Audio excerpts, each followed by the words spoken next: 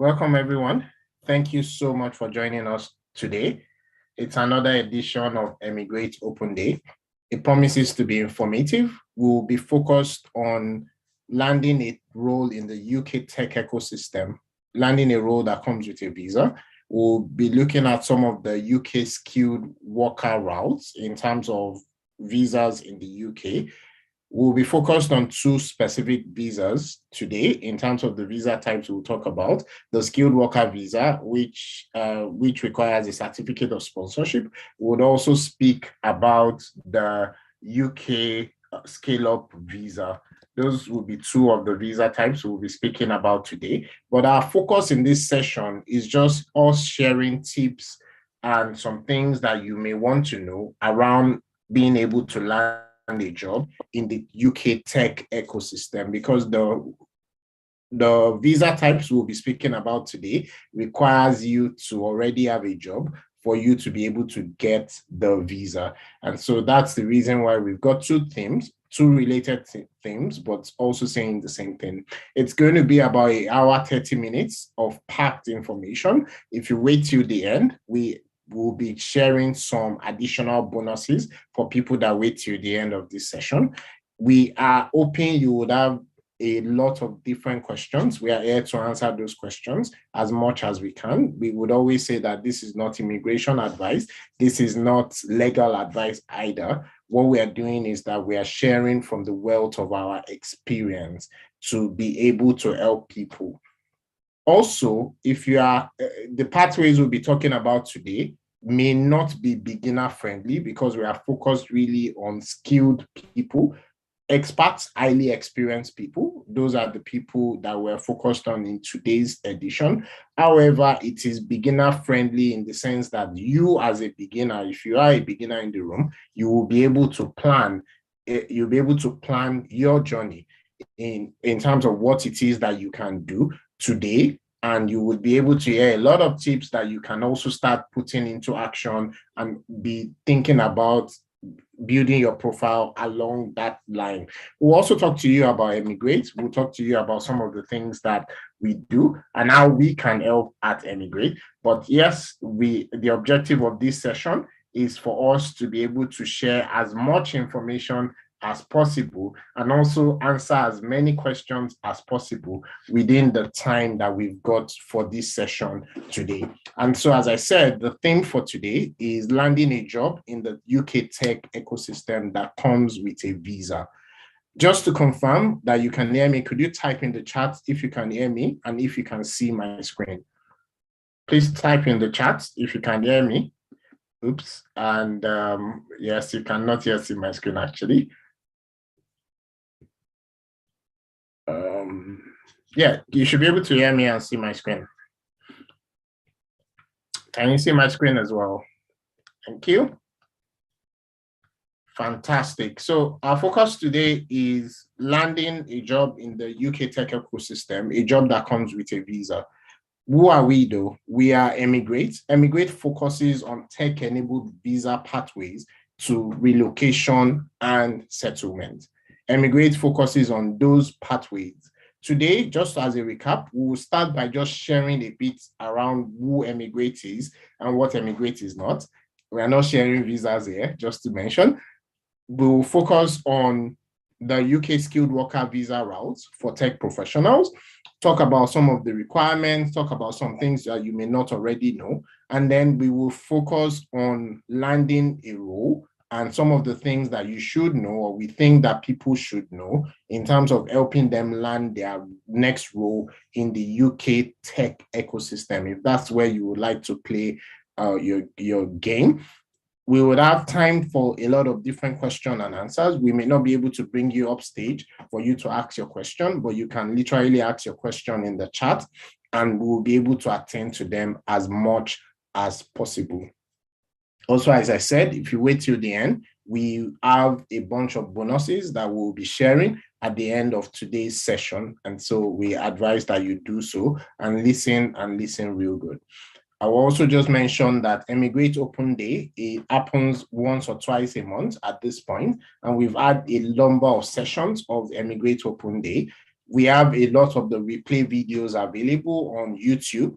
We've had open days focused on the UK Tech Nation visa. We've had open days focused on the Australia Global Talent visa.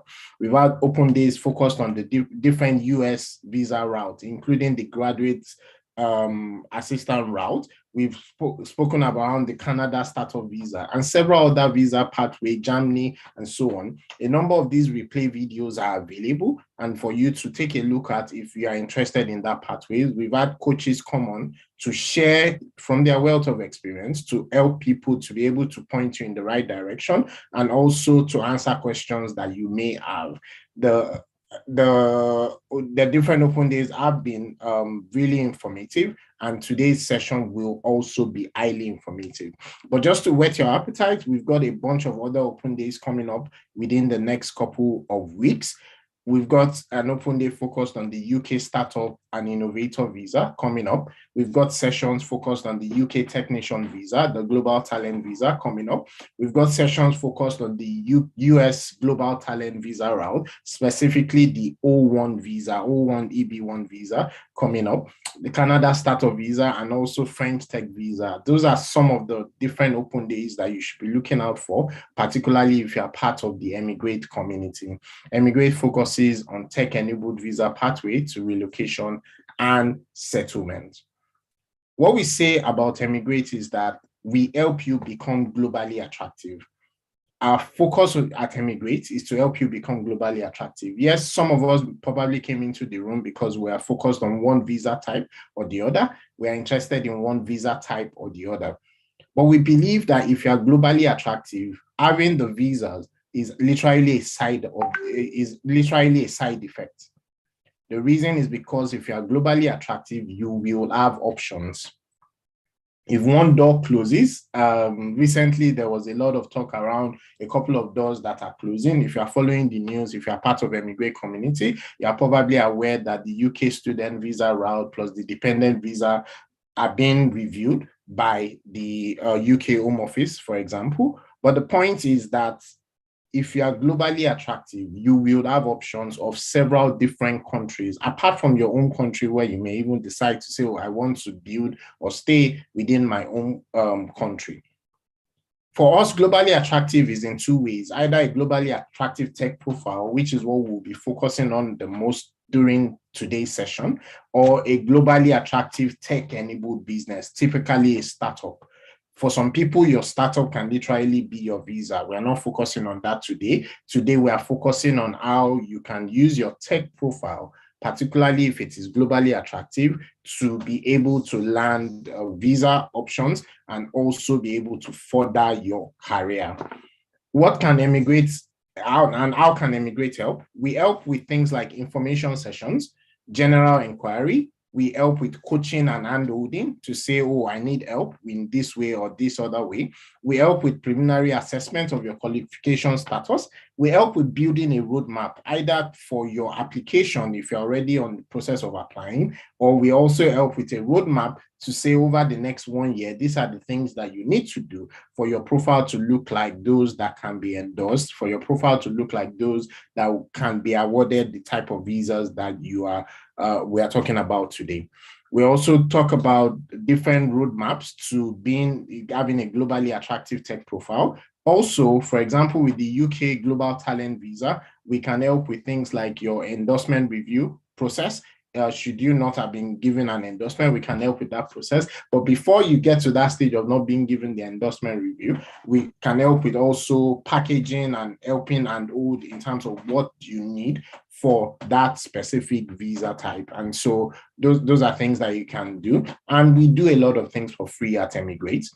We run a freemium service, meaning that we do some things free, and then we do some things at a premium as well. But we do a lot of things for free. And what we encourage people to do is start with the things that are available to you for free.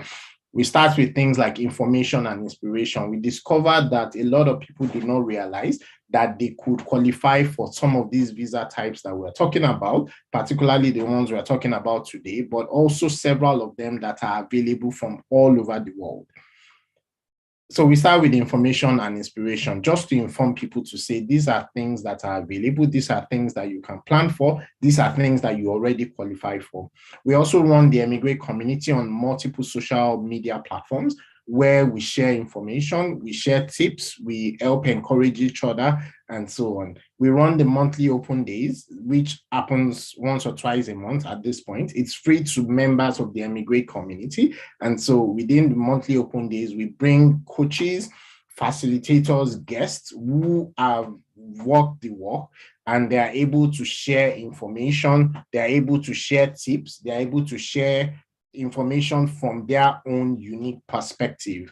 And you would understand that no two perspectives are the same because there are different backgrounds and so on. But then if you're able to add that, you can use that to map on your own profile to see what's going on. We run open consultation sessions like the one we would have during this session today. We have visa-specific office hours as well. The visa-specific office hours help with specific visa types, so like the technician visa, that's the UK Global Talent visa, and so on. We have those office hours where you can come in, you can ask questions and so on around that specific visa type. Usually it's not a recorded session. We also have short inquiries on the free side of the equation. For now, we are limited to just one short inquiry session per person. The reason is because we are not, at the end of the day, it's time. And what we encourage people to do is before you book the short inquiry session, do your own research. Don't go into a short inquiry session with a coach and ask questions that you can easily Google.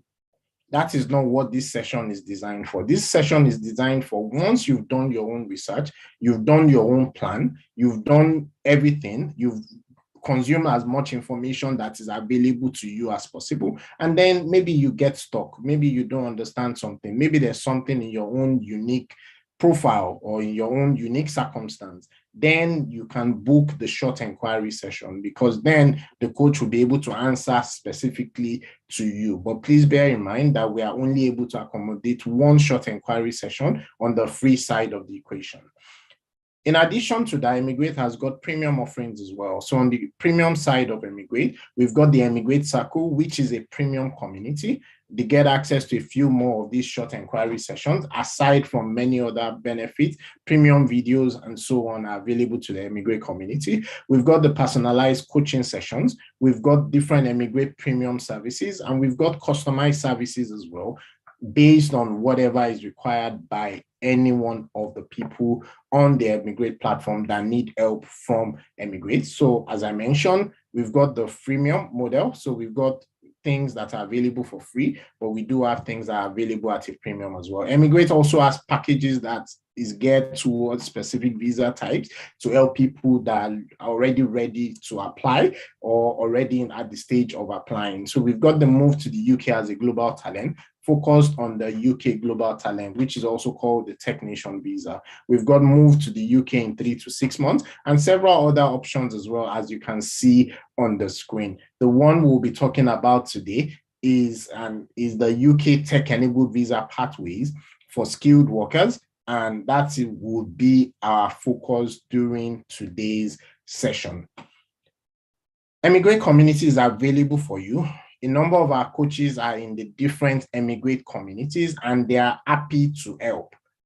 Many of our coaches come from a background of give first. So it's not really about, oh, you need to pay for consultation or any of those kind of things or for coaching sessions. Instead, the coaches are available to be able to answer as many questions as possible. Obviously, time is a limiting factor at any point in time for some of these as well. The links to the eMigr8 communities are on your screen. You can join any one of those communities. We encourage you to engage. We encourage you to share. You can also share information in those communities as long as it is focused on tech-enabled visa pathways, which is what we focus on in eMigr8. eMigr8 is a service of Bincom Dev Center. It's a product of Bincom Dev Center, and Bincom Dev Center has got a bunch of other services and products that may be of interest to people on the call. And so I will just share a few of those services, and we would use that to then segue into the next section of today's session. Bincom Dev Center has got the Bincom Global Tech Program, and the Bincom Global Tech Program focuses on 3 key pillars that are required for people that are trying to become globally attractive, particularly in the field of technology. Learn skills, gain experience, and gain exposure in the field of technology. If you're a total beginner in the field of tech, this program is highly recommended for you. Also, if you're at the intermediate level in the field of tech and you understand that you need the right combination of experience and exposure for you to get to the next level, this program is also highly recommended for you. You can find the link on the screen and you can go there to get more information. We've also got the Bincom mentoring platform. One of the ways for experts in the room to show they are globally attractive is for them to mentor. However, for visas like the UK Tech Nation visa, it is required that you mentor on a structured platform. And the Bincom mentoring platform is one of such. We are actively looking for mentors because we've got a bunch of mentees across different programs that are looking for your help. And so if you're interested in mentoring because you already have a number of years of experience in the field, we highly recommend this platform for you to mentor others, to give back, and so on. It's the Bincom mentoring platform. We've also got Labs by Bincom. I'm just talking about some of the other programs of Bincom Dev Center, in addition to eMigr8, which is the service that has brought us to the room today. Labs by Bincom focuses on you building a product-led digital technology, basically a startup with a team of people. Labs by Bincom is a 3 to 6 months program where you and a team of 3 to 10 people can create a startup from scratch. It serves as practical learning experience and opportunity. It helps you to build your profile as a startup founder or as being part of a startup. It helps you to be able to improve your career and also build your portfolio as a techie. If you're interested in such a program, bincom.net/labs is the link that you probably want to go to.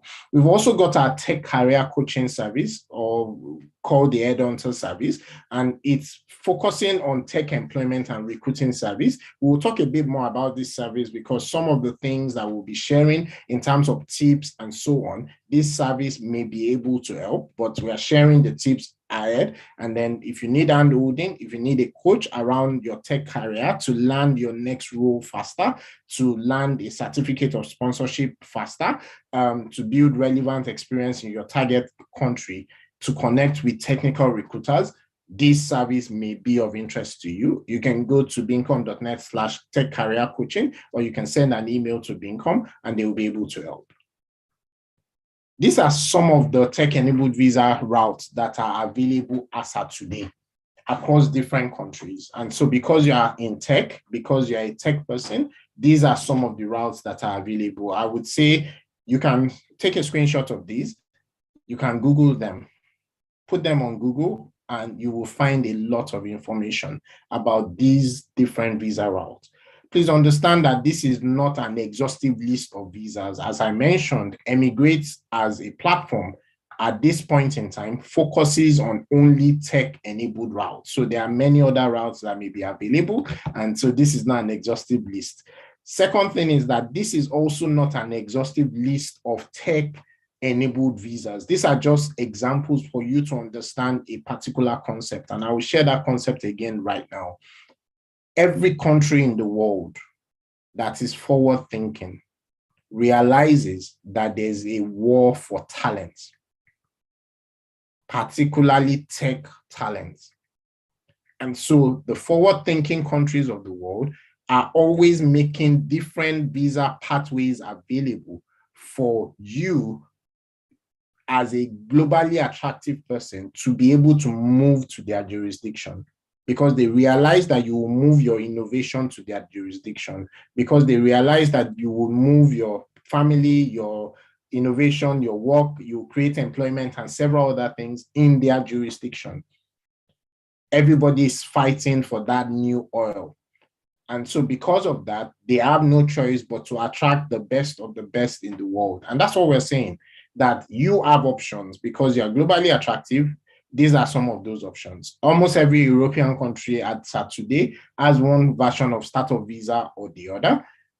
the French have the French Tech visa, Canada has the startup visa, UK has the startup visa, the global talent visa, and several others. There's a lowest common denominator across all these visa types that I've mentioned. It is that you should become globally attractive. If you're highly skilled, highly experienced, highly exposed, if you are globally attractive, then they are looking for you because you have the right combination of the things that you need. eMigr8's current focus, however, is visas that has an active pathway to settlement, either directly or indirectly, visas where you can move your family. As I mentioned earlier, visas where tech-enabled opportunities are what we focus on. And then we discuss in depth around some of these different visa types in our different eMigr8 open days, and beginners can plan. And so if you say, oh, yes, I don't yet qualify for this visa that you have talked about or this opportunity that you are talking about today, what we think you should be doing is that you should be planning. You should be actively working towards the goal. You should understand that, oh, this is what my profile should look like. And then I'm definitely working towards that profile to ensure that, oh, I will qualify in the near future. It may be in 6 months, it may be in 1 year, it may be in 2 years, right? That's the maximum we think it should be, really, right? It may be at that long, but the point is that you are gradually moving towards your goal. Now, of course, if you're already in the room and you are highly qualified, you are highly skilled, which is the focus of today's session, then what you probably need is some of the tips that we'll be sharing today. You may need coaching, you may need any of those as well to help you get towards the opportunities that are available to you today. And so that brings me to landing a job in the UK tech ecosystem that comes with a visa. I'll just say before I jump into the next session, is to say that we've got the move to the UK in 3 to 6 months. If you're interested in that campaign, you can send a message to any one of the WhatsApp numbers on the screen, and you'll be able to understand more about that particular campaign. This is not the global talent visa. This is not the skilled worker visa that we're speaking about today. This is not even the student visa route. This is a different route that you may be interested in, and you can send a message to that number to get more information around that. Yeah, so we've got a couple of polls, and one of them is I would like to just get a quick glance into the audience in the room. And I've asked that you put a number on the chat, either 1, 2, or 3. So category 1 would be you're in the UK on a visa with a pathway to settlement. So your focus today is really just the tips around you just need a job. So you want to get some of those tips around landing a job in the UK tech ecosystem. Category 2 is you're in the UK as well, but you don't have a pathway to settlement. And so maybe the student visa route, the startup visa route, and a few other routes that do not have a pathway to settlement, but they are good stepping stones towards your final objective. And then category 3 is that you are outside the UK. I will ask that you just type in the chat now what category that you are in.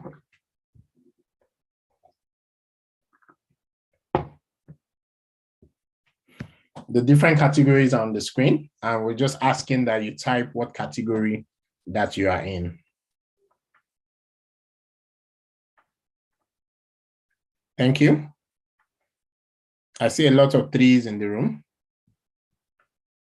I see a 2.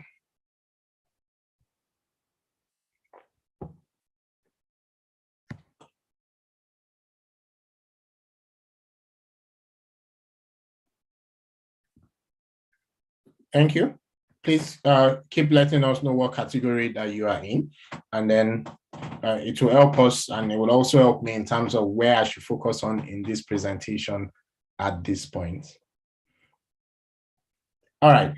In addition to that, I believe that we've got another poll. I'm not sure if that poll has been put up already. If it hasn't, it can go up now. If it has already been put up, please, you can also vote on the Zoom poll. We are trying to just get a couple of information from you. So if you can, we want you to just fill that so that we will be able to get some of those information that we are trying to get from you.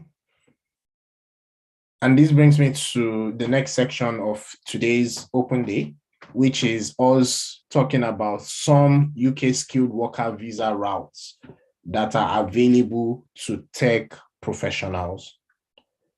There are two key routes that we would talk about. But before then, I would just say again that eMigr8 does not offer immigration advice. eMigr8 does not offer legal advice. We don't even offer visa advice. What we do is that we share information available to us. We're able to coach, we're able to handhold based on our experience. And so I would just say that again as a disclaimer. So we'll focus on two visas that we'll talk about briefly, but we'll segue that into the landing tech job section of today's session. We'll be talking about the UK skilled worker visa route, and then we'll be talking about the UK scale-up visa, which is a recent addition to the list of UK visa types that are available as at today. And for this section, what I would do is I will just be sharing my browser because there's a lot of information available in the public domain. And those information is what we think that you should start with in terms of you doing your own research. But then we will drill down into some tips that we've got around you being able to land the right role that you're looking for, particularly in the UK tech ecosystem. All right. At this point, I would also ask that if you can tweet at, I'm so sorry, they told me what they want us to tweet. So I'm looking for it in the chat. There's an hashtag you can tweet to invite other people into the room. They said I should say that, so I'm saying it that they told me to say it, right? But yeah, really, at this point, you can tweet around what you're hearing today. You can share it with friends, you can share it with colleagues, you can share it with people who also need the same level of information. And so I'm going to be sharing my screen and we'll be looking at some information around the UK, the two visa types I've spoken about. You can find some of that information online, and then we'll now drill down back into our slides around landing a job in the UK tech ecosystem focus that can give you a certificate of sponsorship across those two different visa types. So I'm sharing my screen again.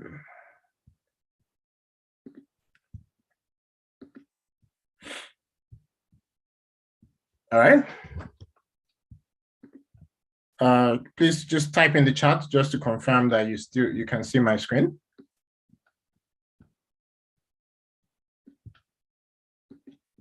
So I'll start with the UK skilled worker visa. Right? Now, first thing you need to understand is that the skilled worker visa is not only focused on tech skills. In fact, it's focused on several different industries. And because it's focused on several different industries, it's not shortlisted to say, oh, okay, it's only tech people, it's only tech companies that can use this particular visa route. However, as I've always mentioned, and I've mentioned quite a number of times in this session today, eMigr8 focuses on only tech-enabled visa routes. Now, the skilled worker visa, what is it asking for? It's a tier 2 visa, meaning that it's tied to your workplace. That's what it means. It's a tier 2 visa, and it enables you to be able to work for a UK employer that has been approved by the UK Home Office. And so how this starts is that the employer will need to have been approved by the UK Home Office. Now, there's a list of the employers online. You can simply search for that list. There's a site. It should have been on my browser, but we can drop it in the chat as well. There's a site where you can see a list of the employers, or you can also just search for it on Google. The Home Office always makes that list public at every point in time, but there are people that have already tried to make that list better in terms of being better to search for it, and so you can use that to look at the list. You need a certificate of sponsorship from the employer, And that certificate of sponsorship can be defined or undefined. We'll come to what that means for those that may not know. And you are able to do a specific job for the employer that is an eligible occupation. You need to be paid a minimum salary. And the minimum salary threshold is generally put in place. But if you're in tech, I mean, the minimum salary is less than, I think, 35,000 pounds or thereabouts. You can check it online as well. But the point is that if you're in tech, you are probably looking at starting salary in some cases along that line if you are highly skilled.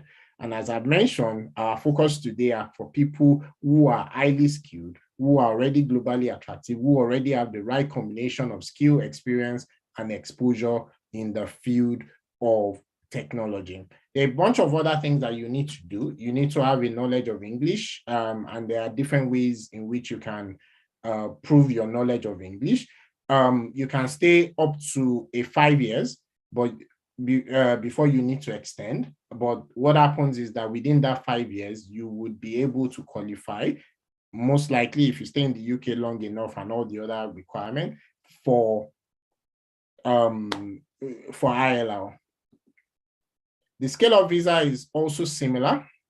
The only difference is that they automatically, let me put it that way, they automatically put a list of companies who are the scale-up companies on a list to say that if you are a part of a scale-up company, you can literally skip a couple of steps and then you can also sponsor people for these visa types across the different occupations.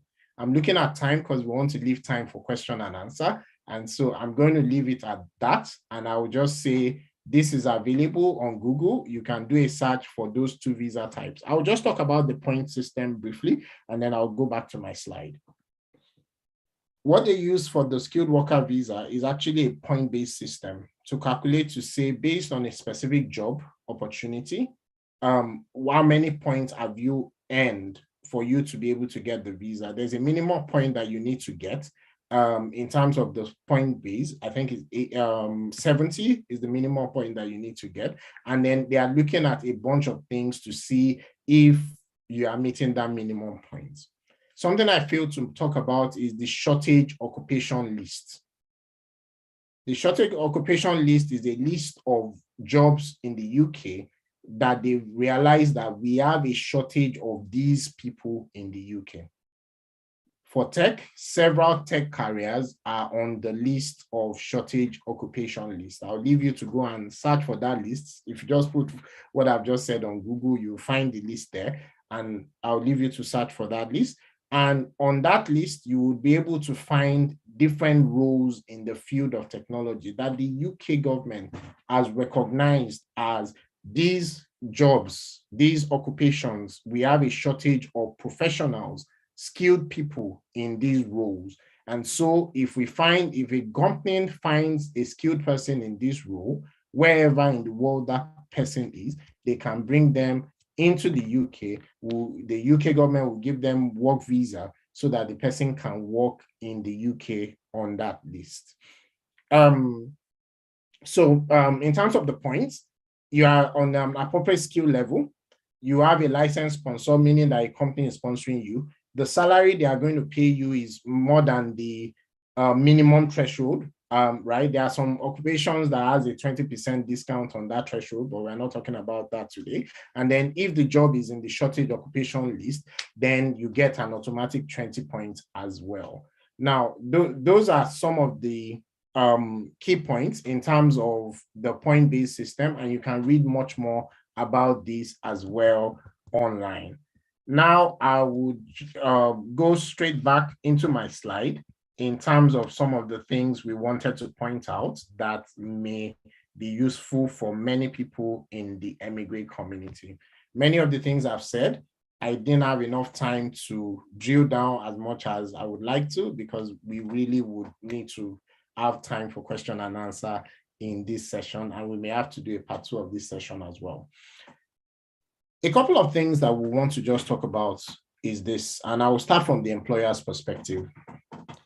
The employer is not doing you a favor by making this certificate of sponsorship available to you. the employer needs skilled workers. The reason why they are applied in the first place for many of the employers and is because they need skilled workers. Many of these employers, particularly the large ones, have many unfilled roles. Developers, project managers, business analysts at a highly skilled level. Entry level is very saturated, but the problem is that somewhere in the middle and somewhere at the top, a lot of those skills are scarce. They are scarce. And that's the reason why many of these visa opportunities exist. If they could fill the role without the sponsorship layer, they would. And so the reason why they make the sponsorship available, the reason why even the UK government has made it available is because of the fact that they understand that there's a scarcity. And because there's a scarcity of tech talent, then let's make this sponsorship available. Let's attract the right talent from anywhere they are in the world. And so from the employer's perspective, they are not doing you a favor by making the visa pathway available.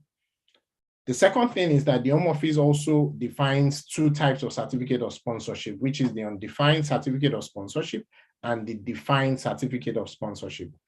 Undefined is for people applying within the UK. And that's the reason why we say in some cases that it is easier to land a role that will give you a certificate of sponsorship in the UK than if you are coming from outside of the UK.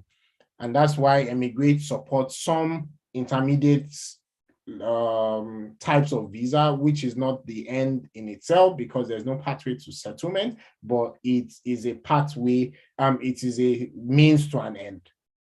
Is it easier to land a COS if you are in the undefined category? Because you can start, for the employer's perspective, you can start working immediately because you have a right to work in the UK under a different visa type that doesn't have a pathway to settlement. Don't forget also that the employers already get allocation for undefined certificate of sponsorship. Now, for defined certificate of sponsorship, undefined means you are already in the UK, right? And to a large extent, you have a right to work in the UK already, just not a pathway to settlement. Defined means that you are not yet in the UK, generally speaking. It is not impossible for you to land the right visa that you're looking for, even if you are still in your own country. We know of many people who have gotten it, and it is not impossible because every day, particularly people from India, get the certificate of sponsorship because a lot of times people in India have the right level of skill, experience, and exposure for what the employer is looking for per time. The reason is that there is a level of scarcity, which is something I've mentioned over and over again. The only thing you need to understand, however, is that for the defined category, the employer has to submit a request to the Home Office on a case-by-case basis. So with the undefined ones, what happens is that the employer already has an allocation for the year, which they can give to anybody who is already in the UK. For the defined ones, they need to be able to put your information, your role, your job title, your name, and several other information. They need to be able to put that in the sponsorship management system. Also bear in mind, and I'm saying this also from the employer's perspective, that the employer is actually going to be paying a fee, right? It could range from less than £1,000 to up to £7,000, £8,000, depending on many different circumstances, if you're working with a lawyer and all of those kind of things, right? And so the employer is actually going to also be paying a fee because they want to attract your level of talent. Now, if you know those things, then a few things should automatically start occurring to us. One of them is the fact that if I'm definitely this talent that they are looking for, and I'm able to fit into the role that they are looking for, then there's a place for me across the different visa types that we're talking about today. And that brings us to, I'll just pause here for a moment for me to catch my breath, and I'll ask again to say that please tweet at Is it in the chat? It's still not in the chat. Okay, they say you should click a link. Please click the link and then help us retweet and tweet and tell people about this session that is going on. We'll then be going into a second part of this before we then take question and answers. I would also ask that if you have questions, please drop them in the chat. Drop your questions in the chat. We will take the questions in the chat first and the questions from the different eMigr8 community. We will take those questions first. So please drop those questions in the chat as much as possible.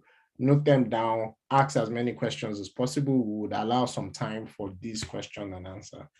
But yeah, we'll pause for just a moment at this point where we will then talk about landing a job in the UK that comes with a visa. We'll be right back.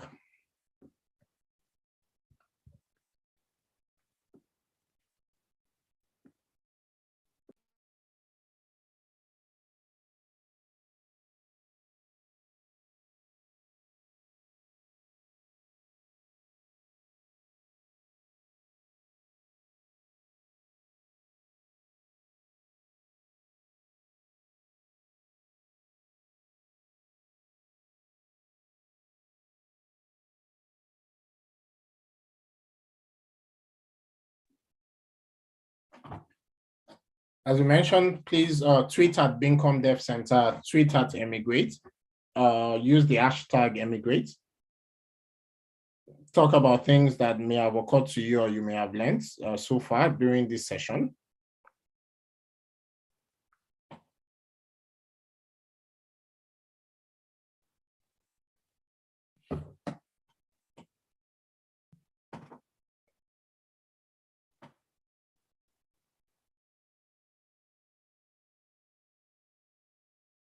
All right, so let's continue. Welcome back for those of us that, as I was saying, and I'll just recap for those of us that are probably just coming into the room, we spoke about what eMigr8 does, which is around tech-enabled visa pathways. We spoke around some of the services available, including our tech career coaching service. We then spoke around some of the visa pathways available for skilled workers, specifically the skilled worker route and also the UK scale-up visa route. We spoke about the fact that you can find a lot of information on these visa types online. You can find a list of the employers online that already have a certificate of sponsorship. You can find a list of the scale-up companies online. You can find a lot of information around these different visa types available online. We said that from the employer's perspective, they are not doing you a favor. They need those skills. They need the skill that you have. That's the reason why they are making these available. From the UK government perspective as well, they are not doing you a favor. They realize that if they want to build the fintech capital of the world, or maybe the tech capital of the world, as they say, they need the tech talents to come to their jurisdiction. That's the reason why these things are available. And so the question then is that what are some of the things that you can be doing, whether you are in category 1, category 2, or category 3. As I mentioned, category 1 that we'll speak with, because for all the categories, yes, there are nuances to some of the things that you should be doing, but it is still the same overall principle. Category 1 would be people in the UK. You already have a pathway to settlement, and so you are just looking at landing the right role in the UK tech ecosystem, maybe your next role, maybe the next level, maybe a higher salary, and so on. Category 2, you're already in the UK, but you do not have a pathway to settlement, and so you are looking out for a role that will be able to give you a certificate of sponsorship. And then category 3, you are not yet in the UK, but you're looking for a way to be able to relocate yourself and maybe your family to the UK, maybe using one of these visa routes that we've spoken about. We're speaking about today. For all 3 categories, the information we'll share here is probably going to be useful for you around landing a job in the UK tech ecosystem that comes with a visa. Our assumption at this section is that you are highly skilled. If you are not highly skilled, what you should be doing is that you should be building the skill quickly. You should be building the experience quickly. You should be building the exposure quickly. And so we are speaking with people who are already highly skilled, highly experienced, and highly exposed in the field of technology. You need to have the right experience. because for many of the visa types that are available, they are looking for people, the round peg in the round hole, the square peg in the square hole. They are looking for people that will fit into a particular role. And so if you are not highly skilled, then the first thing you should do is that ensure that you build the skill. If you are not experienced in the things that they are looking for, then what you should be doing is building that experience and also maybe exposure. The exposure bit is part of why you are in this session today. I'll talk about a couple of actors that we will speak about, and you hear me speaking about some of these actors that are in the scene. And so I'll just talk about high level for all of them. You want the job, right? Which has sponsorship, or you want the job, right? A technical recruiter is somewhere in the middle of this equation. And for many technical recruiters, they only get paid when they feel they fit you into a job.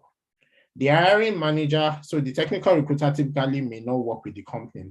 They have their own agency. It could be an individual running his own freelancing gig, or it could be a technical recruiter working for a recruitment company. The hiring manager works within the organization that has the certificate of sponsorship, that has the job, and the hiring manager wants to fill the roles that they have gaps in. If you check online, you'll find that there are almost 1 million roles today that the UK recognizes that are empty. They are looking for people to fill it. And they understand that there are not enough people in the UK that will fill it, which is the reason why they are looking for people either that have moved in and they want them to stay, or there are people that are not yet in the UK and they want them to move to the UK. There's also your prospective manager, the person that is trying to fill a role in his department. And what he's looking for is a skilled person to deliver his KPI, to deliver his business objective. Typically, there's a decision maker. For a larger organization, there may be multiple layers of decision makers, but the manager may not be the hiring decision, may not be able to make the hiring decision, but they can recommend to say, we've interviewed 5 people and this person stood out of these people that we have interviewed so far. Most interviews are remote. You don't have to physically show up. Most, I said, because I mean, as things are opening up post-COVID, some interviews are now happening physically as well.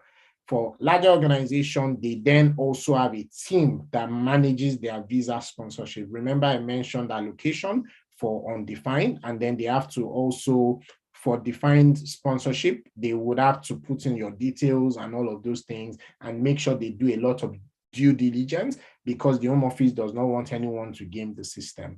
I would warn a few people, because we understand that, I mean, the ecosystem, there are people trying to game the system by getting sponsorship from companies that they are not actually working in, not realizing that the Home Office does routine inspection and they can take away the sponsorship from the organization, right? By working with dodgy organizations and several other things that people do. I'll just want to say that don't forget that if you end up being caught, the cost is too high.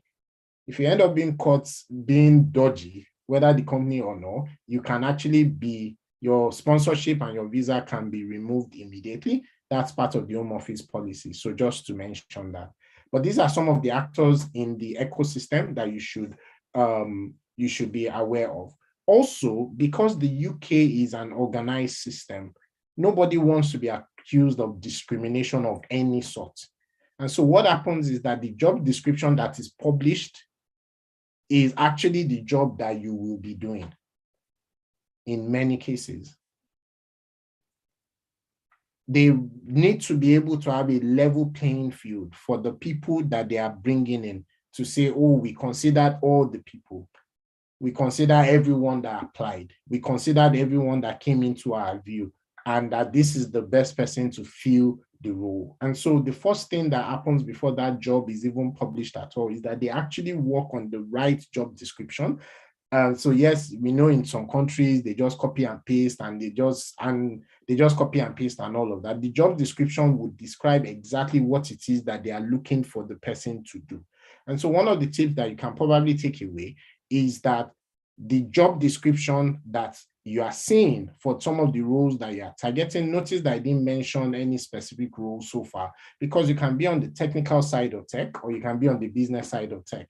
Whatever it is, the job description does your profile, be honest with yourself, does your profile actually match that job description? Remember when I said our assumption is you're highly skilled, you're highly experienced, and you're highly exposed. You need to ensure that you already meet that, because you'll find it very difficult going through these different recruitment stages if you don't already meet that. And so one of the stages would be open to new opportunities. Then you are actively applying for roles. Then there's the profile and CV assessment. There's something called an applicant tracking system. And the applicant tracking system literally scans your CV to check if your CV matches what they are looking for. There's also a technical recruiter call. Typically, it's a short 10-minute call where they are just having a checklist. They are discussing with you, so there's not like question. It's not like you're filling a form. They are discussing with you, but what they are really trying to figure out is that do you meet all the criteria that the recruiting manager has already set? The recruiting manager will shortlist. The different technical recruiters will present multiple CVs. The recruiting manager would take a look and say, oh, fine, these are the 3 or 4 or 5 people I want to speak with. They don't have all the time in the world to speak with every single person.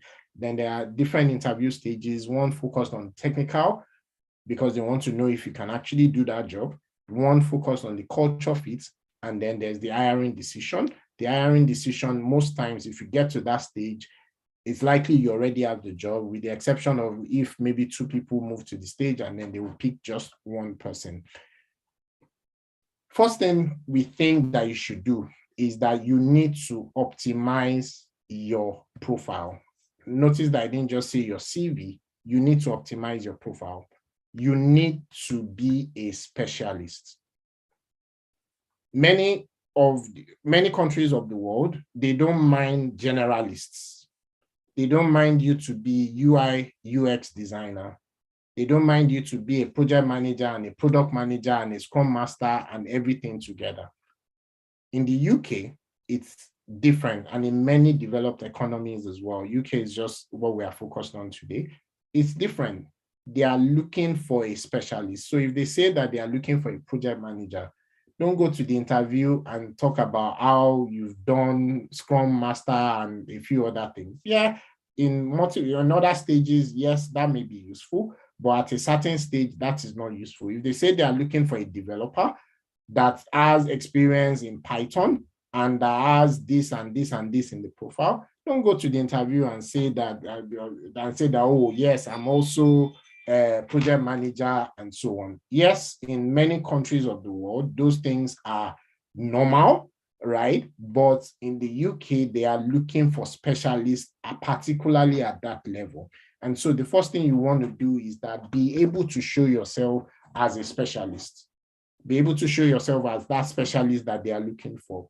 You may want to buy LinkedIn Premium. We highly recommend it because LinkedIn, as at this moment we're having this presentation, LinkedIn is like a de facto social media where everybody that is sort of looking for a job and everybody looking for people to fill a job are in.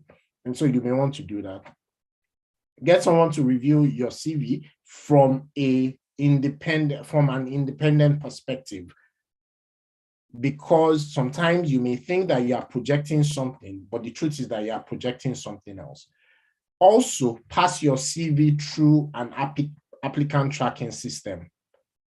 There are many of them online. If you want, we can make recommendations on the community. If you are part of our eMigr8 community, we can make a couple of recommendations, but there are several of them online. The applicant tracking system is important because when you apply for roles, what happens is that it's not a human being that will first look at your CV or your profile. So your CV, in some cases, some recruiting portal, once you upload your CV, they are able to extract a lot of the different information. You just need to confirm and then you submit. But some of them, you would have to put it in yourself. You have to type in all of those information. Please understand that initial stage in 21st century or whatever, in 21st century, the initial stage is not assessed by a human being. It is assessed by a computer that is just comparing the job role with your CV to say, does this thing match? Also, please be careful. I know some people, what they do is they pad their CV. You put a lot of technical jargons from your industry that you know nothing about. You've not even spent 30 minutes to just do a Google search to say, what does DevOps mean? Or, well, DevOps is too easy, but what does Splunk mean, for example? What does Happy mean? And several other things like that. You don't know what it is, but you know that they wrote it in the job description, and so you just put in your CV and you have no idea. Please be careful when you do that, because when they ask you questions around some of those things and you're not able to answer, it speaks to your integrity. And if you don't have integrity, you are not a culture fit. So be careful when you do things like that. And if you even want to pad your CV like that, at least know something about those things that you put in your CV. Right, so pass your CV through an applicant tracking system. Also, let somebody take a look at your CV from the perspective of the recruiter, because you may think that you are projecting something, because at a different stage, I mentioned different stages of what would happen in terms of the flow. At this stage, nobody is looking at your CV, but all the stages downwards, it is actually human beings that are now looking at your CV. And so because you want to make it through the entire funnel, you want to make sure that your CV is optimized for an ATS, and at the same time, it is optimized from human being that will be reviewing the CV. A couple of years back, it made sense for you to have multiple CVs. So you have a CV as a PHP developer, then you have another CV as Python developer, you have another CV as a business analyst, you have another CV as customer service professional, you have another CV as product manager, and then depending on what they're asking for, you can submit the CV that is required for what they're asking for. The truth is that the world has changed. A lot of times now, by the time you are getting to different stages, they are going to search for you. They are going to take a look at your profile, your LinkedIn. So which one of those roles will be on your LinkedIn, right? Unfortunately, LinkedIn will block your account if you are creating multiple profiles, or then you look dodgy if you have several different profiles and all. So we think that be a specialist. To say be a specialist in a particular role, yes, you can have different experiences along the different ancillaries. So you can be a project manager and also a product manager. I mean, they're close to each other enough to say, oh, yes, I have this experience. I was project manager and then I went on to become a product manager and all of those kind of things. That makes sense. But it doesn't make sense that you're a developer and also a project manager. Pick a battle and focus on that battle. If you don't have the experience, then take time to build the experience. It helps. Take time to build the experience. Yes, you can bluff your way through a bunch of things, but then a lot of times it will show even in your interview process. But even if you land the job, it will then show that you don't have the right experience to fit into that role, and then you may get fired because you don't fit into the role as well. It's harder to fire people anyway, so right. But what we're saying is that rather than you trying to bluff your way into whatever role, make sure that you are that person they're looking for, and then at the same time you are able to prove yourself as being the person that they are looking for. I'll just give a couple of tips. Moving on, and then we'll have time for questions. I'm looking at the time, I realized that. Anyway, we'll just keep going. Your applications, target roles that are needed frequently. So target roles that, I mean, there are like 50 vacancies that come out every day for those kinds of roles. That's what we think you should. We'll apply for many roles. That's why you will see a lot of people saying that, oh, I applied for 200 roles, 500 roles before I was able to land the one that was able to, I was able to land the right role for me. That happens, right? And you need to understand that looking for a job is a job by itself. I'll say that again. Looking for a job is a job by itself, because there are things that you should be doing on a regular daily basis on it. One of them for us is that we advise that you should apply for the role on the day the role was published. And so you want to have a system for you to be able to understand, oh, these are the roles that this bank has published today. These are the roles that this recruiter has published. These are the roles that is appearing on Indeed or Read or Top CV or whatever site it is that you are using. Use many anyway, but apply on the day the role comes out. The reason for that is this. When a role comes out, there are about 200 people that may apply for the role, particularly very competitive roles. Once the technical recruiter typically has gotten a certain number of CVs, they won't bother to check others. The only reason why they will go back to the pool of CVs is if they didn't find the people they are looking for to proceed to the other stages in the first, let's say 50, maybe the first 20% or something like that apply. The ATS has scanned it. It has given it a percentage. We do a lot of hiring ourselves, basically. So that's why we know many of this information, right? It scans it and all of that. And then it will shortlist. And so those are the people that will be proceeded into the interview stage. And so the reason why they will come back to the other people that have applied is that, oh, all these 20 people that were proceeded, none of them were able to move forward. Then they will look for maybe the next 20 or the next 30 and so on. So that's why highly optimal is apply on the day that role is posted. Many of the sites that you use has a setting for that. And so that's a tip. Don't ignore the company's own recruitment portal. Many companies, especially the top ones, have their own recruitment engine. And so, yes, they push it into the different aggregators, but not every single role gets into those aggregator sites. When I say aggregator sites, I'm talking about the Indeeds, I'm talking about the LinkedIn, I'm talking about some of those sites as well, Read and so on. Not every single role on the employer site makes it into those. And so don't ignore checking the employer site as well. Remember, I said that looking for a job is a job by itself. Of course, optimize the types of employers that you are looking at. The employers you should focus on are the employers that appear under either the registered sponsors list, as I mentioned earlier, or the scale-up businesses list, as I mentioned earlier as well. All these lists are available in the world on Google. There's a site called jobserve.com that I'm very surprised that many people don't know about it. But 15 years ago, that was like the top place to find jobs in the UK. This was before LinkedIn became popular and so on. And so many of the older recruiters and all of that, particularly for contract roles, they use some of these sites. They post on that site. Don't also ignore LinkedIn. You may want to do LinkedIn Premium. That may help. You can also get people that already work in your target organization to recommend you for roles. That also is pretty useful to say, oh, fine, there's this role on this particular company and so on. Let's say Capital One or Revolut and so on. You can get people that work there to recommend you for roles as well. So those are some tips on that stage of the process. I'll move on. Wow, interesting. Yeah. Next one is the technical recruiter call or contact. So sometimes it's a call, sometimes it may just be a contact, chat and email and so on. Something you need to realize is that they only get paid when you land a role. Typically, it will be a percentage of your salary, of your annual salary. That's what they get paid.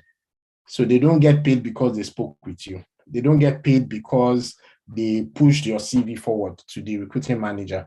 They get paid because you were the right profile that met all the requirements of the recruiting manager, went through all the processes, and then got hired.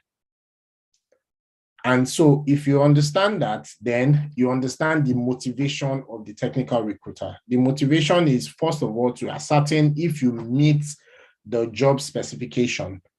In some cases, the recruiting manager may have given a list to say, these are all the things I expect the person to meet. So in addition to the public job specification, these are all the things that the person must also meet. Right? And this is where they would ask questions also as, oh, do you have the right to work in the UK? If they have sponsorship, then it's not a problem, right? But however, if they find people that already have the right to work, then that they will probably be more interested in those people. So understand your chances. However, I'm also saying that a lot of people have landed rules from their own country that moved them into the UK, particularly Indians, and now more Africans, more Asians, and so on, are also understanding that these things are possible.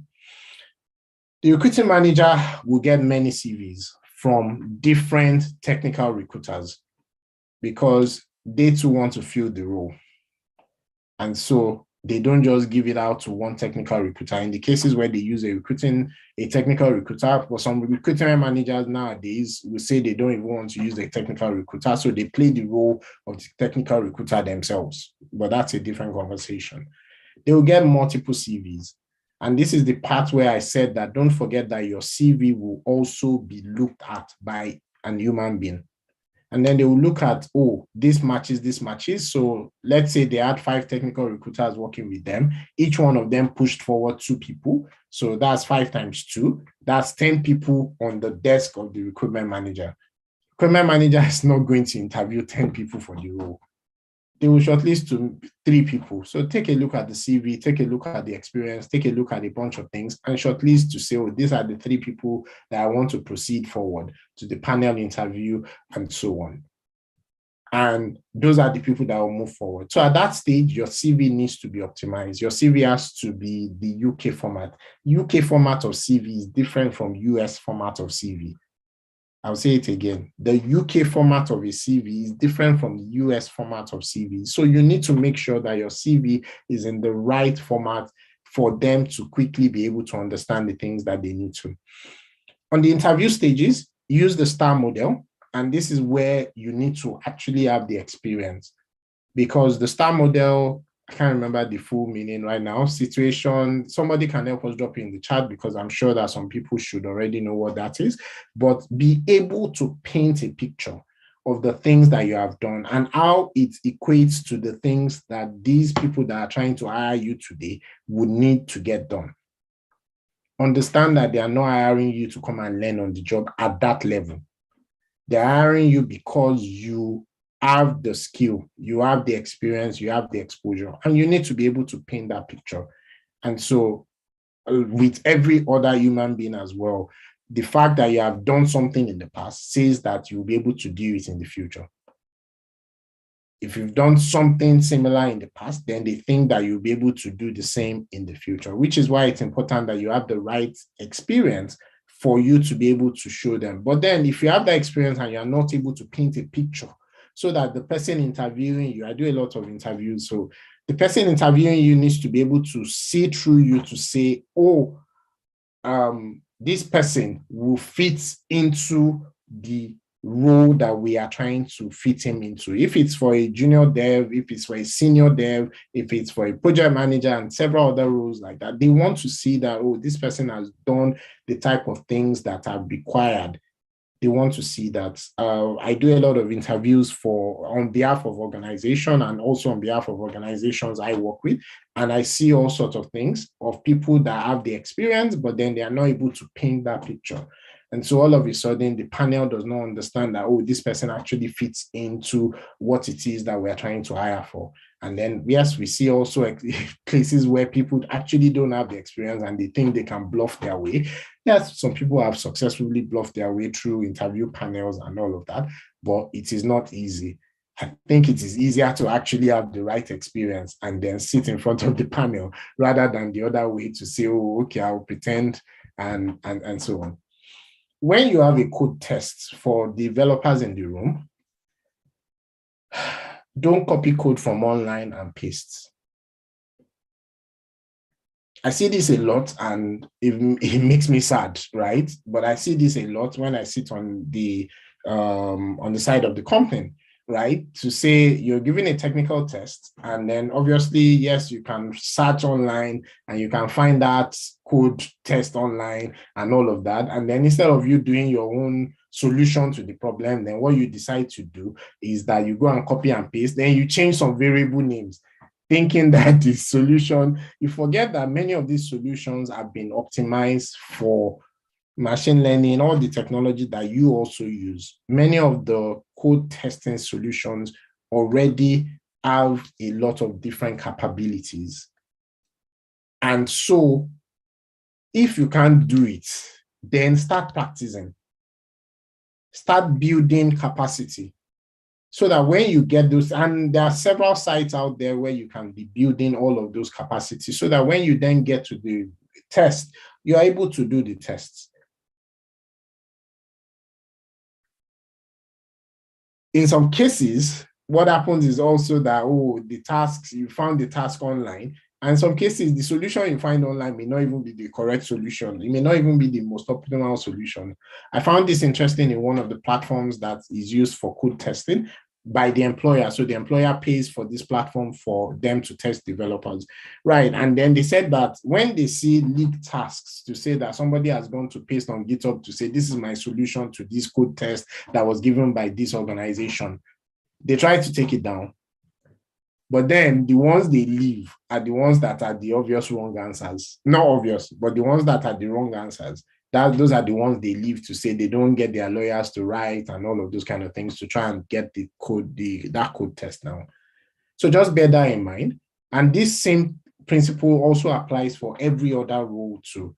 Any other role out there, the same principle applies, which is the fact that you want to ensure that you can pass that test. A few other tips before I stop for questions is that you can ask for feedback. When you go through this process and you may have been dropped at one stage or the other, you can actually ask for feedback. So legally in the UK, you are allowed to ask for feedback. And the reason for that is because you can take them to court to say that the reason they didn't hire you is because you were Black, or because you were a woman, or because you were handicapped, or because you were all of those kind of things. So you can actually ask for feedback to say, okay, give me feedback as regards this, my interview. You can. It doesn't happen like that in some other countries, but I can tell you that for the UK. Also, you can use that feedback to improve yourself for the next one. So remember, I said that you need to apply for probably many, and then you will probably go through these steps. I didn't have time to share as much as I thought I would during this session. And well, yeah. But yes, you can use that feedback to improve yourself for the next one. You can use that feedback to say, okay, fine, they said that you didn't pass across this kind of skill properly. Then you need to think about it. Don't argue. Don't say, oh, that person did not know what he was saying. Sometimes they don't know what they are saying to be honest, right? But that's not the point. The point is that take a look to say, how can I optimize myself? How can I optimize my profile? How could I have said what I said better and so on, so that it would come across better in the next one. One more tip I'll just say is that you can leverage on diversity, equity, and inclusion, which they are very big on in the UK, in many Western countries, but in the UK, which is what we are focusing on. Because if you are one of the top candidates and then they are trying to fill maybe a diversity peak for sex, or ethnicity and several other things that is around the diversity peak, then that could tip the scale in your favor. But of course, you need to get to that top maybe 3 or top 2 or something like that before that then becomes what's the name. So the organizations don't do that. Some people, not in the UK really, but not very common really, but they can't say, oh, we are looking for a female Python developer. They can't say that. But at the same time, the organization has an objective to say they need to have a balance in terms of gender, right? So what would happen is that if there are 3 of you at the top, then they can say, oh, because this is a female, these 3 qualify, these 3 are okay and all of that, but we only have 1 vote, and they can give it to the female. So lucky you women in tech, right? You have more opportunities than us men in tech at the moment, right? But that's because historically, the men in tech had the opportunities. But what I argue sometimes is that, but it wasn't me that had the opportunity, it was other men that had the opportunity, not me as a man myself, right? But the point is that this is something you can also leverage on to your own advantage at this point in time, because it's the type of world that we are in. Leverage on it doesn't mean that you should not be skilled. You should not be experienced. It is leverage on it means that because you also then have that, it can tip the scale in your favor. How we can help at eMigr8? One of them is tech career coaching. So all of these that I've shared so far is only a tip of the iceberg, really. But yes, we do have a tech career coaching service to be able to enroll people in whatever stage that they are in. We've got a solution launching called AutoJobServe. I mentioned that you need to be able to keep track of different companies and different companies. When the role is published, you want to be the first to apply, you want to automatically apply for some of the roles and so on. We can help with that. We can also help with UK experience, because obviously if you've got experience, it helps. But if you've got UK experience as well, it helps even better. And so that is just a tip of the iceberg in terms of some of the things that happens in terms of you being able to land the right role that you're looking for. Just to recap, and then I'll ask people to say, can you please put in the chat a number that represents what stage you generally are at with your recruitment drive or with your hiring drive? Because for many people in the room, we expect that some of you have already started this process at one stage or the other. And so you can just let us know what stage are you generally at in some of the ones you've done. Are you at the stage where you're just applying, but nobody's contacting you? Something is wrong, and you can optimize that stage. Are you at the stage where you apply, you speak with technical recruiters, and the technical recruiters don't call you back or they don't push you forward? Then there's something wrong with something you are saying or things you are saying with the technical recruiter at that stage. Are you at the stage where they push you forward, but then it's your own that they don't pick? For many of the ones that you've gone through, then there's an issue there. It can also be optimized because there are things that you can probably do better. Or are you doing interviews and then you are not being pushed forward, technical interviews to start with, and then there are things that you can do in that as well. So please put in the chat. Or are you just open to new opportunities, which is one, meaning that you've not even started in any one of these ladder at all? Please put that in the chat, and then I will pause at this stage for questions. So please put in the chat. We'll just pause for a moment for you to do that. Where are you generally on this ladder that I'm showing in terms of the stages? And then, yeah. I'm not seeing...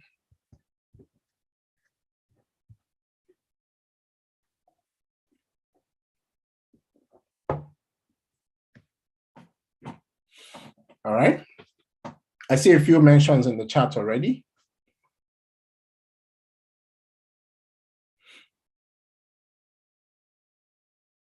Yeah. And so it would, yes. So I'll pause at this point for questions. Thank you for listening. And sorry it took longer than I actually thought it would take. Thank you. Now is the time for questions.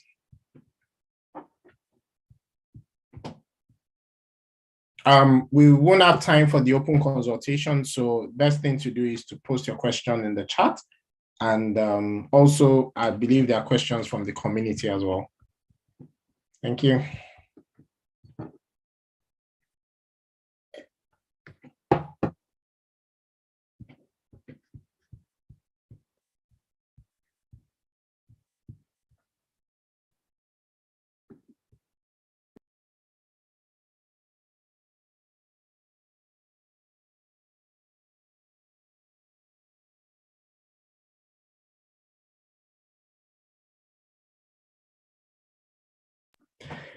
This is a very interesting question. So I think the first question I can see is, would the recording be available online?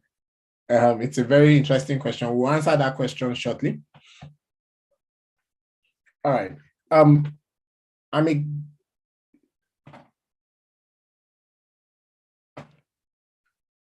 Okay. Blessing, could you help with the questions? Okay.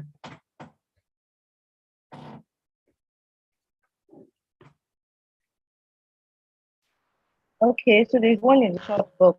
Can you say it out? Should I say it out? Yes, you can. I am a graphic designer, video editor, photographer with about 20 years experience. I run a creative company and my company has worked with multinationals. I want to try a global talent technician route. What would you advise? Yes, so this session we are focusing on this session on the UK skilled worker route, not the global talent route. In 2 weeks or so, we'll be having a session around the UK global talent. And so I believe that this question will be better answered during that session. However, 20 years of experience sounds to me like a talent.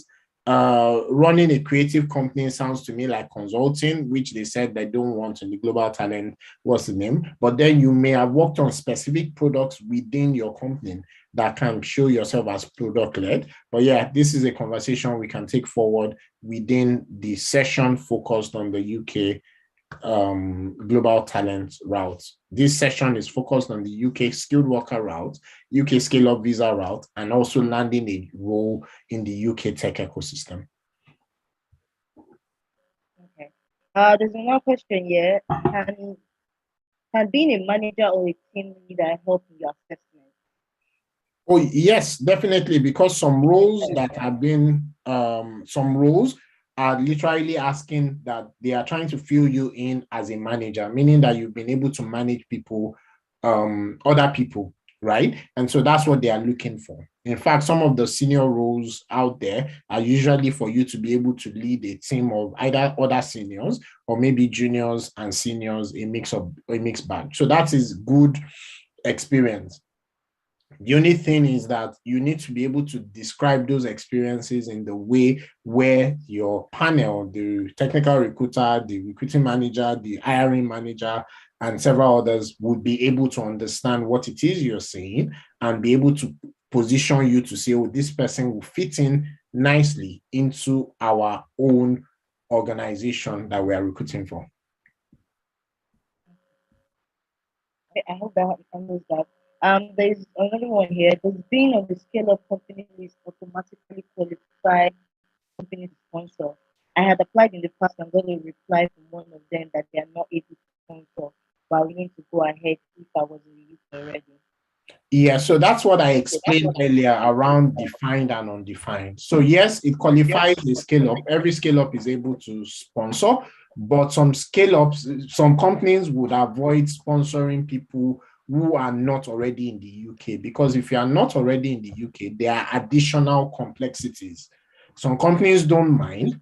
Some companies have an entire department that manages those complexities, right? And so they don't mind because they have a whole department. What they are just focused on is that they want to fill the role that they want to fill with the right talent that can deliver on the role, right? So some companies don't mind, but some companies don't have that capacity because what they are focused on is not hiring. So if they can find somebody in the UK that they can sponsor, they find it easier to do that than to try and sponsor someone from outside the UK. Thank you. I see another one here. What length of stay does a visa afford? The person didn't mention if it's talking scale of visa or visa, skilled worker visa. It's asking what length of stay does the visa afford and if they can come with dependents. Yes, you can come with a dependent. You can go to the UK with a dependent, and in terms of the length of stay, will depend on the visa, the job role, and all. But typically, 5 years would be what you are looking at. So there's a question here, and I'm really particular about this question. The person is asking, are there trainings to aid in this skill acquisition? I'm guessing the person is asking if Bincom does that as well. But basically, really, how would Bincom aid in skill acquisition or trying to help people get this visa? Yeah, so Bincom has 3 key services that are able to help. The first is the Bincom Global Tech Program that I talked about earlier during my initial presentation, that helps people learn skill, gain experience, and gain exposure in the field of technology, and literally prepare you for some of these things that we are talking about. The second one is our eMigr8 service, which is the reason why we're on this call. We've got the eMigr8 coaching, and we've got a bunch of coaches that are able to coach around some of these things that we are talking about. The third one is our tech career coaching service, which focuses on you also being able to build experience, particularly in the UK, in your target role. So if you're trying to land a role at a certain level, then what is going on with the tech career coaching service is that they're actually packaging you coaching you along the line, and also exposing you to the right level of experience for you to be able to land that role. So many of the things I've spoken about are some of the things that the tech career packaging service will be looking at to say, okay, at what stage are you? Do you need to optimize your CV? Do you need to optimize your profile? Is it that you don't have the right experiences in your profile, and then you are building those experiences? I didn't say you are writing that you have the experience in your CV. No, you're actually building the experience. And of course, you can then write it in your CV that you have that experience and so on. So those are the things that the tech career coaching service does for does. Okay, asking if the trainings are physical or virtual training. So the trainings are virtual, but Bincom has seven locations in Nigeria, and also expanding as a location in the UK, and also is trying to expand more. Everything is still virtual, but every one of those locations are places where you can go to, you can meet with some of your peers, you can also interact and so on. But Bincom literally became a virtual organization at the beginning of the pandemic, with physical locations everywhere, but we're expanding to 30 locations. So, sir, you mentioned you've been talking about how this visa is dependent on somebody being highly skilled. So, my question, especially for the newbies, how long can it take someone to actually become highly skilled? When you say it in my head, I'm thinking 5 years. But is it something we can do in a year or 2 years? Is that for real, like realistically speaking? So the answer is yes. In 1 to 2 years, you can actually become at a junior level. So if you're a developer, you can actually become an intermediate level developer. And there are a lot of vacancies for intermediate level developers today. So that is an option, right? And across any other careers as well, it's just easy to say junior developer, intermediate level, and senior level developer. So within a 1 to 2 year period, you can actually achieve that. However, it doesn't come easy. It comes with a lot of sleepless nights. It comes with the right experiences. It comes with you building skill. It comes with you being what's the word? It comes with you being passionate about technology, learning new things that have just come out, being positioned properly for what it is that you are looking for. Another thing you talked about was cultural fit that fits into the culture. How important is that? I mean, what if I'm highly skilled and I don't fit in? Would I get rejected because of that? And if so, can you give us some tips on how to go about being a fit for whatever company that we're trying to apply? Culture is important for every company, because most companies realize that if they want to grow, if they want to get to their next level, so if it's a seed stage company, to say they've just raised seed and they want to grow to Series A, they realize that the culture within the organization is what will help them drive to that level. And moving on to from one level to the other is the same thing. And so the culture is critical. And in fact, you would not get hired if you are not a culture fit, because they don't want trouble. They want people who will be able to come into the team, add value to the team, complement other people that are in the team, and then help the organization meet their objective. So if you're not a culture fit, you will not fit in. However, you can be doing stuff immediately. You can be building soft skills, communication, several other things like that. Many companies don't joke with integrity, for example, as well. So culture fit's important, and it's something you should be building as you are building your career as well. So someone is asking if graphic design is a tech-based skill. Yes, graphics design is a tech-based skill, but you probably want to grow into user interface design in addition to your graphics design. UI and UX, those are two separate skills, by the way. UI is one of the is in high demand, basically. So okay, talking about, because it's easy to think that, oh, this is just for people who are coders, like people who are in coding. What about non-technical people, people in digital marketing, data analysis? Is there a chance for them on this way too, or should they look for other ways?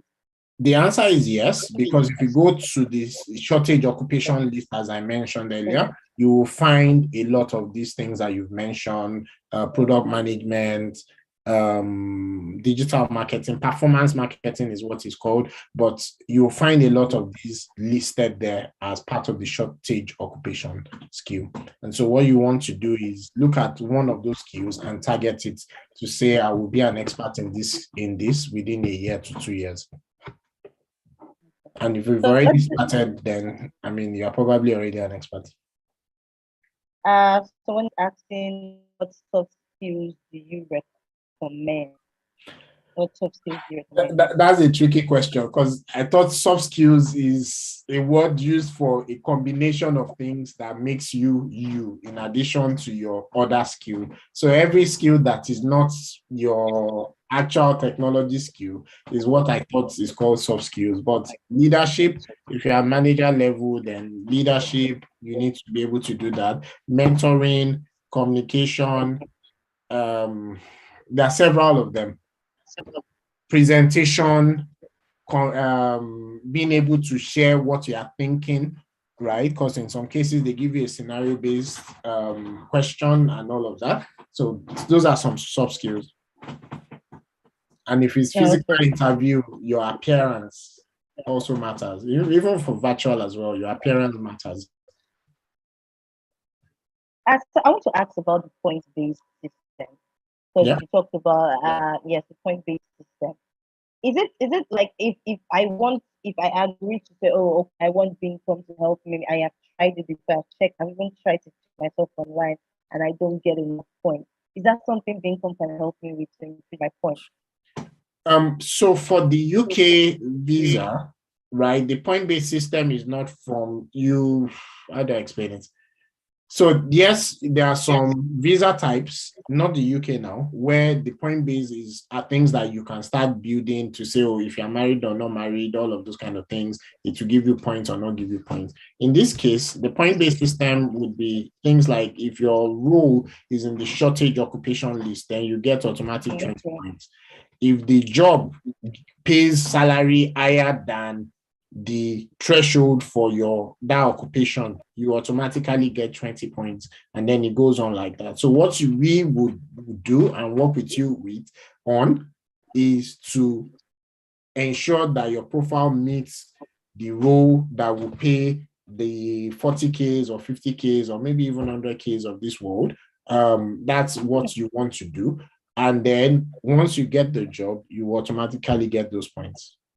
Okay. So I'm asking, what of someone that has both digital marketing and tech cybersecurity? Do I still need to choose a particular one, even if both are in the role shortage?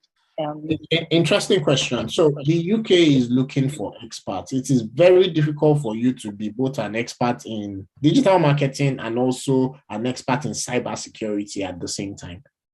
I didn't say you knowing how to do cybersecurity, but you showing that you are an expert in cybersecurity. That one is already work by itself. Then you want to show that you are both expert in cybersecurity and digital marketing, which is a separate skill. It's going to be very difficult. We think that what you should do at a certain level is to pick one skill and become very good at that skill. You should know something about everything. That's one of Beancom's idiosyncrasy, actually, right? Knowing something about everything, right? Because that also helps. By the time you get to a certain stage in the interview process towards the end, the fact that you know many of these other things can help to say, okay, I also know this can help because you've probably already gotten the job at that stage anyway. But before you get to that stage, what they are looking for is an expert to say, if I'm looking for intermediate level, a senior Python developer, I'm looking for a senior Python developer. I'm not looking for a product manager. I'm not looking for a Scrum Master. I'm not looking for anything else but a senior Python developer. If you bring other things to the table, when you have gotten into the organization, yes, that works. But at the gate, all you need is that you're a senior Python developer. I hope that helps.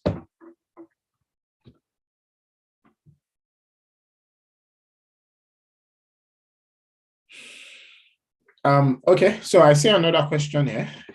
Is it possible for a computer hardware engineer to also get a role in the UK, or are there some other areas they should pivot into to be relevant? The answer is actually yes, funny enough, right? Because if you check the shortage occupation rule, one of the ones there is a technician one around computer engineering and all of that.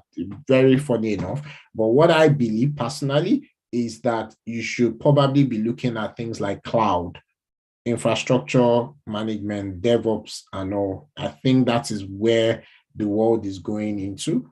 But yes, if you check the shortage occupation list, there's actually one of those. I can't remember the actual name or the code, but I know it is there that has to do with computer hardware engineer. All right. Also, sorry. Okay. Yeah, welcome back. Thank you. I think I've lost the questions in the chat. Okay, so I think the next one I see here is, please, how do I proceed? I'm a software engineer. So I'm not sure what you mean by how do you proceed, because what we've done is just shared a bunch of information, some of it for you to literally go back, digest, do your own research, and then be able to work with it. The other part of it is that if you need help, we've got a bunch of income services that is available that can help. I mentioned three that may be of interest, and then you can indicate interest in any of those services, and the relevant team may be able to follow up with you at that stage. That's if you need extra help. But the point is, this information that we've shared today, that we think is very useful information, digest it, do your own research with it, and then take it from there. I just want to quickly add to those, because there are some people watching us on YouTube. Please feel free to put your question in the chat as well. We're about to run this over. Please, if you have questions, you can still type it in the chat box from YouTube. There's a question here, sir. What is the experience with infrastructure management roles that span different technology stacks and multi-sector specialty? That's typically something like DevOps. I'll just re-echo what was said, is that for those watching us on YouTube, you can also drop your questions in the chat and we'll be able to answer the question. If you are watching the replay, we'll be able to answer the questions in the chat as well. Then the question was, what is your experience with infrastructure management roles that span different technology stacks and not a certain specialty? So infrastructure, cloud, and DevOps, you typically would focus on Azure, AWS, and what's the third one? GCP. Thank you. Right. You probably focus on that. For some organizations, if they are an Azure shop, what they would like is somebody that has experience in Azure. They really don't want somebody that hasn't worked in Azure for like 2 years or 3 years or something like that. What they are focusing on is someone that has worked in Azure. But if they can't find that, they may say, oh, because this person knows AWS and Azure, they are almost the same thing, except that they have different components, different names, different ways those things work, and so on. They may say, oh, fine, let's pick somebody that doesn't have that type of experience. For people I coach in that field, what I ask them to do is become an expert in GCP, become an expert in Azure, become an expert in GCP, Azure, and AWS, become an expert in those three. All of them, you use Terraform and a bunch of those things. And all so that if there's a role in Azure, you can show your expertise in Azure. If there's a role in AWS, you can show your expertise, and so on. I hope that helps. Okay, sir. So, sir, there is a question from YouTube. Someone is asking what it costs to be on the coaching platform. What I don't understand is if he wants to be mentored, or okay, he said he wants to be mentored. I don't know if that is what it costs. Maybe about research. Yeah, it's asking what it costs. Yeah, so you can send a message to, or you can indicate interest in whatever specific you're interested in, or just send a message on the community and somebody will get back to you. Usually what we prefer is that we would do an initial session with you, which is usually the short session. I mentioned it at the beginning of this, and I think there will be time to just share quickly again on that. We'll prefer to do that initial short session with you to just understand if you are a fit, because we are not able to admit every single person into the coaching service or the eMigr8 service, or even the Bincom Global as well. All right, and I think that's a good segue for me to just share my screen again and just do a quick recap of some of the things that we've shared today. We've gone over our typical time. We spoke about landing a role. We spoke about these different levels, and we spoke about the fact that every one of these levels can be optimized. And there are a few tips that we shared during the session about each one of the levels. We spoke about the different visa pathway, and we said that from the employer's perspective, they're not doing you a favor. All they want is for you to fill the role that they are looking at. We spoke about the move to UK in 3 to 6 months, and we said that if you're interested in that package, it's the UK startup visa that this package focuses on.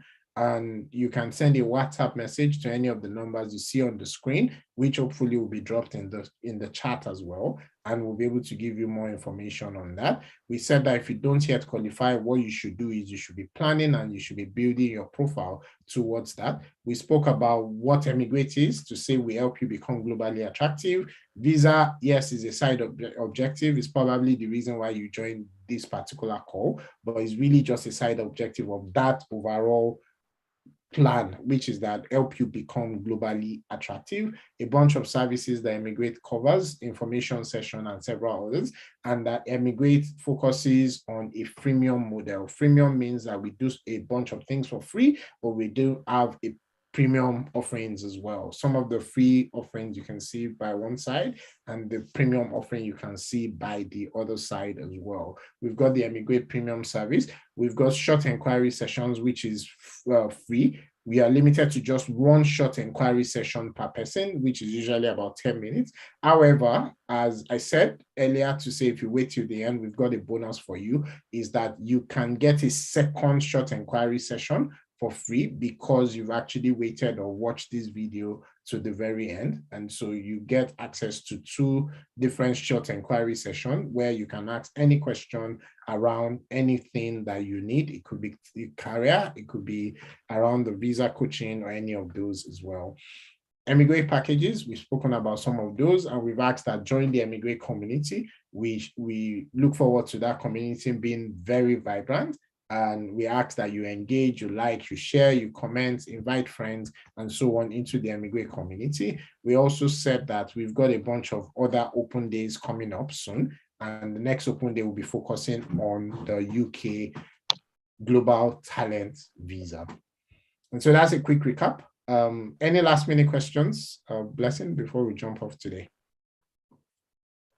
No, sir, just I think you've already answered it. I was going to ask what's the way forward if somebody's interested, but I think you've already answered. All right, and so the way forward, if you're interested, is first of all, join the community, be active in the community. There's a lot of information that is shared within those communities. So join the community. If you're interested in any one of the premium services, you can just indicate either in the community or to one of the admins, and then they will be able to let you know what the next steps are. If you haven't done so already, you want to go to bincom.net/eMigr8, and you want to indicate interest, so you'll be able to get access to some of our resources, which will be sent to you by email. And some of those resources are also useful for this, your tech-enabled pathway to relocation and settlement. My final word is this, that many of these opportunities exist today. Not all of them will exist in tomorrow. And so you want to take action. For some people in the room, you already qualify, and so your action is literally to start your journey. For some people in the room, you do not yet qualify, but your action is to make a plan, a roadmap for yourself and your career to say, this is the answer sheets. This is what they are asking of my profile to look like in the next couple of years. or in the next couple of months, then I'm working towards making sure my profile meets that.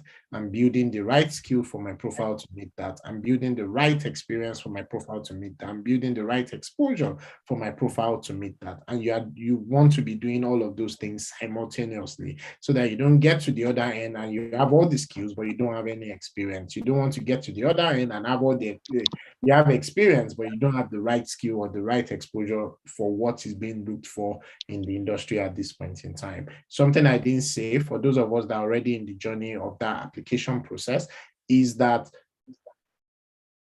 look for about 20 to 30 different vacancies in the role that you are targeting.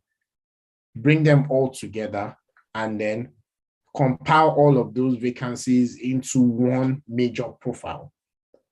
And then compare your own current profile to that to say, if they are looking for DevOps, for example, these are all the things that they are asking for a DevOps person to know: Terraform, Splunk, all sorts of things that they are supposed to know and be experienced in, right? List them all out and then look at your profile today and be able to say, this is where I am today. And gradually, I'm going to be learning all these things. Gradually, I'm going to find the right projects, sometimes even if you want to do it for free, for me to be able to start using all these things so I can literally build experience to meet the profile that they are looking for. They've shown you what they are looking for in terms of the profile for the job, which is what we're speaking about today, right? And it's the onus lies on you to ensure that your profile meets that. We are not saying you should pretend that your profile meets that. We are saying that you should actually build your profile to meet what they are looking for, because there are over 1 million vacancies in the UK alone today that they are struggling to fill.